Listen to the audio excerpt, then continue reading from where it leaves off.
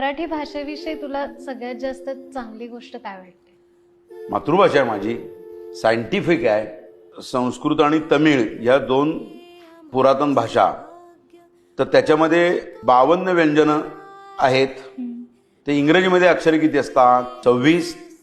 त्याच्यात दुप्पट व्यंजन आणि हे आपल्याकडे आहेत ना. मग सायंटिफिक म्हणजे कसं की झाडाच्या पानांमधनं हवा जेव्हा जाते तेव्हा कसा आवाज येतो, असा येतो ना.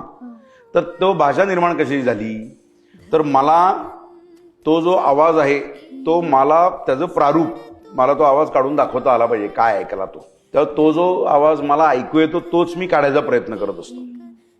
कुत्रा भुंकतो तर त्याच्यामध्ये भ असं जो काय भुंकतो जो काय आहे, तर त्याच्यामध्ये भ हे व्यंजन आपलं ध्वनी येतो ना, त्याचं प्रारूप म्हणून आपण तशाच पद्धतीचं भ व्यंजन वापरतो. एखादी गोष्ट वस्तू गुबगुबीत आहे तर त्याच्या ग आणि ब ही सॉफ्ट व्यंजनं म्हटली जातात, मृदू व्यंजने.